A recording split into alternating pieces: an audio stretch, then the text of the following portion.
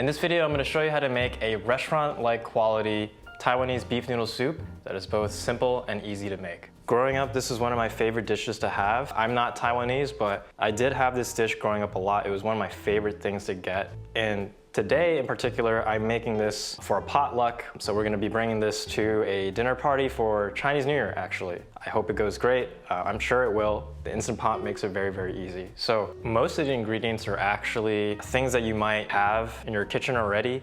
So things like tomato, ginger, green onion, yellow onion, garlic, soy sauce, and tomato paste. Some of the special ingredients for this recipe are chili bean sauce, the doubanjiang, Shaoxing cooking wine, dried red chilies, dried shiitake mushroom. This one is optional, actually, but I like to add it because it adds a little bit more umami or a little bit more flavor to the broth. Pickled mustard greens. This one's optional. If you don't like pickled mustard greens, you don't have to add it to your finished dish. And you have some bok choy also, the greens you top your dish with in the end. And you could also add sugar. How you want to add sugar is up to you. For myself, I like to use some red dates. If you don't want to use red dates, you could use white sugar, brown sugar, or anything you'd like to sweeten it up. You could even add apples or fruit. I've seen some people do that to add sweetness, and that's also a really good way to add extra dimension to your broth. For the meat, we're using beef shank. Now, the secret ingredient really that makes this recipe super easy to make is a little bit of a cheat code, but it's like a spice packet that you can find at 99 Ranch or maybe a Asian or Chinese supermarket. So it looks like this, and it says spice for spiced food. And the ingredients are really simple. It's like cinnamon, fennel, ginger, cumin, and clove. But this is the cheat code for making this dish really, really easy to make if you can find it, because otherwise you have to buy a bunch of spices that you might not normally use on a day-to-day basis. This is the ingredient that's gonna give a lot of the kind of Taiwanese signature beef noodle flavor. So yeah, check out your local Asian supermarket if you want to try to find this guy to make this dish really, really simple to make. Another reason why this dish is also really easy to make is because we're not gonna be simmering this soup for hours on the stove. We're just gonna use the Instant Pot. The Instant Pot makes it incredibly easy to get your beef really tender. It kind of streamlines the whole process. You just throw everything in the pot, turn it on, and you let it cook. And then it comes out great. Without further ado, let's start cooking. So in this section, I'm just gonna quickly show you how I prepare the ingredients and how much of the ingredients. First things first is tomato. Just rough chop a single tomato into fourths. Then we have a single yellow onion. And for this one, also just rough chop it into wedges. And just wanna highlight that you don't have to cut the ingredients the exact way that I'm suggesting. It's okay to be a little bit sloppy here because really all these ingredients are just going to be thrown into the Instant Pot to flavor the broth. Next we have 4 green onions. Just remove the roots and then cut them evenly into thirds or fourths. Now for the ginger, we want about 2 to 3 inch blocks. Also feel free to cut off the skin. I don't think it makes a huge difference whether or not it's on or off, but I do remove them here. For the bok choy, just pull the leaves off from the stems and then rinse them in water. And lastly, we have the pickled mustard greens, which I did mention before was optional, but I do recommend it. It's just a topping that you add to the end of the dish, but I think the sourness really helps brighten up the beef noodle soup. So usually you can find this in a Chinese supermarket. It doesn't always come packaged like this. You can often find it jarred or in a bag. And so if you get one of those, you don't even have to cut it or mince it the way that I'm doing here. You can just use it straight from the packaging. Okay, so now we can start the cooking process. The first thing we'll need to do is season the beef with salt and pepper generously on both sides. Then prepare a pan of your choice with a touch of vegetable oil. I'm using a cast iron skillet here, but make sure the pan is hot before placing your beef in. Okay, so all we're doing right now is we're just getting some nice browning on the beef shank so that we can develop some flavor. We just want a nice crust on each side. You don't have to cook it all the way through. We're gonna do that later. Oh yeah, that's what I'm looking for. After you've browned the steak on each side, throw them in a pot of boiling water for 1 minute. This step helps remove some of the unwanted fats that can make our soup broth cloudy. All right, now we're just washing this off, washing the impurities off, all that beef gunk. After a quick rinse, start cutting your beef shanks into bite-sized cubes. I try to cut them into about 1 to 1.5 inch cubes, but don't cut them too small, otherwise the cubes will just fall apart after being pressurized in the Instant Pot. Also, make sure you keep the bones. The fat and the collagen on the bones will help enhance the flavor of a broth and just give it more body. So after you finish cutting, set aside the cubes and the bones, and then start your Instant Pot in saute mode so we can begin the broth making process. A little bit of vegetable oil, and then we throw in the onions,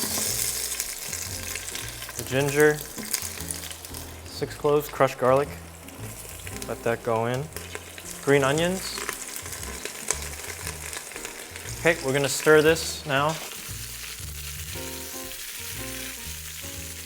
Once you get the onions a little translucent, a little bit of browning, you can throw in the dried chilies, about 4 or so dried chilies.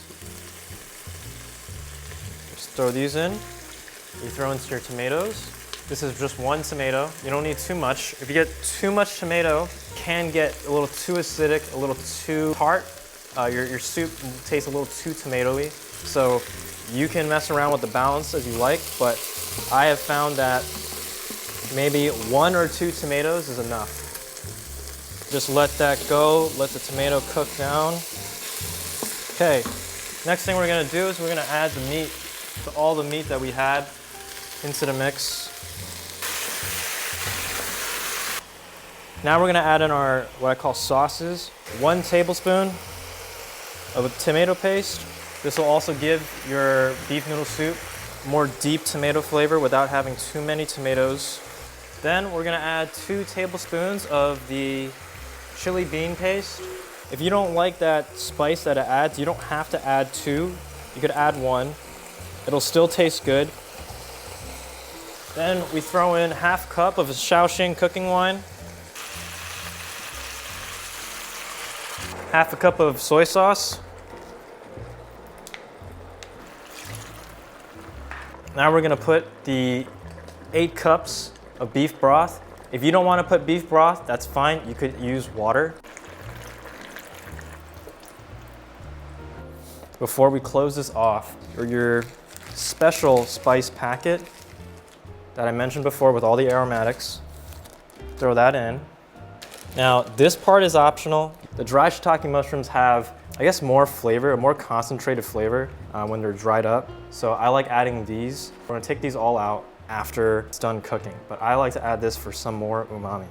So drop these in, about 6 or so. And for sweetness, I'm gonna throw in some red dates. I'm putting in 3 dates. So now we're gonna stir this in. Cool, now we're gonna cover this up. Make sure it's pressure mode. Okay, if you have an Instant Pot like mine, all you have to do is go to the meat setting and adjust it to 100 minutes, and then just let that go. So while the Instant Pot is cooking, you may start preparing the bok choy. This is only a suggestion. You could also prepare the bok choy much earlier. For this dish, I'm using baby bok choy, and we're going to just quickly blanch them. So bok choy can be a little tricky because of how fast they actually cook. You can very easily overcook them and lose the perfect crisp bite with even a difference of a couple of seconds. So for the bok choy, I boil them for exactly 45 seconds and immediately remove them to rinse them under cold water to stop the cooking. Then we prepare the noodles. I personally like using Korean knife cut noodles for this because I like its thickness and the extra bite and chewiness that it has. But any fresh noodle that you can find at the Asian grocery store is gonna be excellent. I definitely recommend preparing the noodles as close as you can to the time that you're plating the dish so that the noodles are fresh and don't clump up while sitting. So now I'm gonna release the pressure. You could let it natural release, but I'm a little bit in a hurry, so I'm just gonna release it through the vent. I'm putting a paper towel over it because sometimes whatever you're cooking inside can come through the steam, and the steam just shooting out and can like shoot up into your ceiling and get everywhere. So that's why I'm putting the paper towel on top. Okay, let's see how it looks. So you could call it a day here and begin plating, but all the ingredients like the onions and tomatoes that we put in are basically in a pretty mushy state, and the other ingredients like the blocks of ginger and whole chilies can find their way into your bowls. And so normally when I make this dish for myself, I just serve the soup like this because I don't mind it, but because I'm serving this to friends at a dinner party, I'm gonna try and make the broth a bit cleaner by straining it. If you don't strain it, that's fine, but my pro tip would be to at least pull the beef out of the soup if you have leftovers and plan to have this over a couple of days. This is because if you leave the beef in the broth, it tends to get quite tough over time. But anyway, look how tender the beef came out. It's practically falling apart. And this is a piece of the tendon that's also just buttery soft now. And the rest of this, you can toss out. They have done their duty in creating our delicious broth. Okay, and so now after we've strained it, we just have our broth. You could take this one step further, and after the broth cools, you could skim off some of the fat and the oils. But again, at this point, it is ready to serve. So we finally made it to the end. Here's some footage of me plating the beef noodles at the dinner party. So prepare each bowl with noodles, a couple pieces of that super tender beef, chopped green onions, cilantro, the bok choy, and the optional but recommended pickled mustard greens. This seems like a long process, but I guarantee you this is a very easy recipe to execute. Again, because the Instant Pot just makes it so easy. Of course, it could be even easier if you omit some of the optional steps like straining and skimming the fat from the broth. But yeah, give this recipe a try and let me know what you think. Is it restaurant quality? I think it is. Also feel free to drop in the comments if there are any recipes you'd like to see me try and learn, and then maybe I'll make a video of it. So happy cooking, and I'll see you in the next one. So good.